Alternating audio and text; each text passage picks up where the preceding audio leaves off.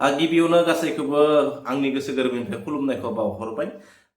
जोंनि गेजेराव इउपिपिएल बिपिएफखौ लानानै दिनैनि समाव जे रायजो सभा लकसभा एमपिफोरखौ लानानै गोबां खोथा ओंखारदों। बेजों लोगोसे प्रमद बर' सारा रायजो सभायाव मानो थांखौ बेनि सायावबो गोबां खोथा, लोगोसे हाग्रामा महिलारि सारा दानब्रैनि थाखाय बाजेटखौ मानो खालामखौ बेखौबो लानानै गोबां खोथा, बेजों लोगोसे बायदिसिना खोथा 125 एमेन्डमेन्ट बिल बेनि सायावबो गोबां खोथा ओंखारदों। दा बेनि सायाव फंनैसो नोंथांमोननि गेजेराव सावरायनो होनना सानदों। दा 125 एमेन्डमेन्ट बिलालाय मा, बै बिलनि गेजेरजों मा जागोन? दा संसद होननानै बुङोब्ला जोङो मोननै माबाखौ बुजायो, जों रायजो सभा आरो लकसभा, लोगोसे बेजों थायो राष्ट्रपति। बेबायदियैनो आसामावबो बा स्टेटआवबो बिधान मण्डल, जायनि गेजेराव बिधान परिषद आरो मोनसेखौ मा होनदों बिधान सभा। दा बेफोरबायदिनो स्टेटआवबो मोननै थायो, बेजों लोगोसे गभर्नर थायो। दा बेखौ जों मोजाङै बुजिना लाग्रोनांगोन, अब्लासो जोङो बैफोरथिं फारि फारि बुजिनांगोन। नोंथांमोना इउटुब चेनेलफोराव नायोब्ला मोनगोन सोरनि सिदा माबायदि, सोर माब्रै थिसनजायो, बेफोरबायदि। जियानो जाया मानो दा प्रमद बर' सारा बिथाङा रायजो सभायाव थांदों। बे रायजो सभायाव थांनानै जोंनि 6 सिडुल एरिया बा बिटिआरनि गोग्लैना थानाय बिल 125 एमेन्डमेन्ट बिल, आंहा जुदि गोरोन्थि जायाब्ला बे एमेन्डमेन्ट बिलखौ मानगोनां राजनाथ सिं बिथाङा 2019 मायथाइनि 6 फेब्रुवारि बेयावनो बिथाङा प्रप'जेल होनानै दोनदोंमोन आं मिथिनाय बायदिब्ला। आरो बै प्रप'जेल होनायनि उनाव बेयाव कमिटि दानानै कमिटिया नायबिजिरनानै बेखौ रायजो सभायाव गथायफिननानै होदों। दा बे बिला 6 बोसोरनिबो 6 बोसोरनिबो बांद्राय जाबाय। दा बै 6 बोसोरनिबो बांद्राय जानाय बिलखौ मानगोनां जोंनि बिटिसिनि बारग' चिफ प्रमद बर' सारा रायजो सभानि बिथाङा मासिखौ लानानै बै बिलनि सायाव गोबां बाथ्रा बा बे बिलखौ पास खालामनायनि खोथाखौ बुंदों। मोजां खोथा, बर' समाजनि थाखाय, बर' हारिनि थाखाय आरो बर' रायजोनि थाखाय। दा बाहाय बिलखौ पास खालामबा मा जागोन? बे बिलखौ पास खालामनायनि लेखायैनो दा जोंनिया जायफोर स्टेट गभर्नमेन्टनि गेजेरजों सेन्ट्रेल गभर्नमेन्टनि फैसा फैनायफोरा स्टेटनि गेजेरजों फैनानै नेरा नेथ्रायै नांथां माथां हरनो बांसिन हरनाय बायदि स्टेट गभर्नमेन्टआ माब्लाबाथ' फैया। बेफोरबायदि थासारियाव जोंनि बिटिसिआव रांफोरा फैयो। दा बै बिला जानाय लोगो लोगोनो जोंनि स्टेट गभर्नमेन्टजों जोंहा जेबो लोब्बा थानाय नङा। जायफोर बिला फैनांगौमोन सेन्ट्रेलनि, बे बिलफोरा सेन्ट्रेलनिफ्राय थोंजोङैहाय बिटिसिआव फैगोन बा जोंनि बड'लेण्ड रायजोआव फैगोन।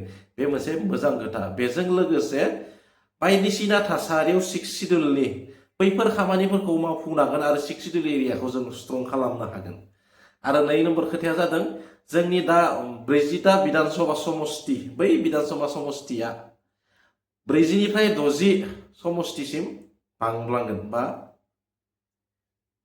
बांनानै 60 जालांगोन। लोगोसे बेजों जोंनि दिनैनि भिसिडिसि, बे भिसिडिसिया गोमागोन। गोमानानै मा जागोन? पन्सायत जागोन। पन्सायत जाबा मा जागोन? जोंनिया पन्सायतनि गेजेरजों थोंजोङै सेन्ट्रेलनि खायसे खायसे स्किमफोरखौ पन्सायतनि गेजेरजों आरो स्टेटनि स्किमफोरखौबो पन्सायतनि गेजेरजों थोंजोङै जोङो लानो मोनगोन आरो जोंनि जायगा ओनसोला थाबनो डेभेलप जानायखौ जों नुनो मोनगोन। दा खोथाया जादों बे एमेन्डमेन्ट बिला माब्ला जागोन? अलरेडि 6 बोसोर आं मिथिनायाव गोलैनानै दंखायो बा बेनि सायाव रावबो बिरोधिबो गैया बेनि सायाव। नाथाय बिला जोंनिया मानो पास जायाखै? बे बिला पास जायैनि थाखाय बा पास जायैनि सायाव मोनसे सोंनाय, स्टेट गभर्नमेन्टनि माबा मोनसे थानोबो हानाय। मानोना बे बिला पास जानायनि लोगो लोगोनो स्टेट गभर्नमेन्टआ जोंनिफ्राय जाफोर फैनाय फैसाखौ लाखिदोंमोन, बायदिसिना खामानि बेबहार खालामदोंमोन, बिथांमोनाबो बैखौ बिथांमोना खाबु मोननाय नङा जानोबो हागौ। बेनिखायनो बिथांमोना पास खालामाखैबो जानो हागौ। दा बेजों लोगोसे स्टेट गभर्नमेन्टआ गोबां रां मोनो बोसोराव। बैनिनो जोंनि बड'लेण्ड रायजोआवबो जुदि 10 बा 12% सुबुं सानखो हिसाबै 10 बा 12% जुदि रां होयोब्ला खमसे खम 3000 करोड़ बेसेसो बा 3500 3000 करोड़ रां जोङो जोंनि बड'लेण्ड रायजोआव मोननो थांगोन। बेजों लोगोसे मोनसे खोथा बुंबावदों, हाग्रामा महिलारि सारा मास मोनब्रैनि बाजेट सेसनखौ मानो लाखो, मानो बेनिख्रुइबो बांद्राय बा गोबाव समनि थाखाय बाजेटखौ लायासै, मानो मास मोनब्रैनि थाखायल'सो लानानै थाखो? बेनि गुबै जाहोनानो जाबाय एप्रिल दान फैगासिनो दङ आरो एप्रिल दाननि उनाव गोजामखौ एंगारनानै गोदान बाजेट खालामनाय जायो। बेनिखायनो बे मास मोनब्रैनि बाजेट सेसनेलखौ लानाय जादों आरो बेनि सायाव गोबां मानसिनिनो कमेन्ट बुंनाय माबा जों नुनो मोनदों। स' बेफोरबायदि जेबो खोथा नङा। लोगोसे 125 एमेन्डमेन्ट बिला जुदि जामारोब्ला थाबैनो, अब्ला बिटिसिनि 40निफ्राय 60 सिटहालागै बारिगोन। लोगोसे भिसिडिसिआ सोलायनानै गाव पन्सायतआव थांगोन। बेजों लोगोसे इलेक्सन जानायनि चान्स, आरो बै इलेक्सन जानायनि चान्स जेब्ला फैगोन अब्ला बिटिसिनि राजखान्थि बारहुंखाया बा बिटिसिनि थासारिया सोलायनोबो हानाय। स' जियानो जाया मानो बेखौ राजनितिकनि नेताफोरासो मिथिसिगौ, इउपिपिएलनि गाहाय, बिपिएफनि गाहाय बिथांमोनासो मिथिसिगौ। बिथांमोननि सायाव सोनारदों सोरनि दला दा बुंबाय थादों प्रमद बर' सारखौ रायजो सभायाव थांनायनि थाखाय बिथांनि इउपिपिएल दला एसे दुरबल जागोन जाया बिथांमोना मिथिगोन बेनि सायाव। स' जियानो जाया मानो भिडिअखौ माबायदि मोनखौ जुदि मोजां मोनदोंबा लाइक एन्ड शेयार खालामना होबानो जाबाय। आरो भिडिअ नायनो थाखाय थेंक्स फर वाचिं। गोजोन्थों। जय बर' हारिनि।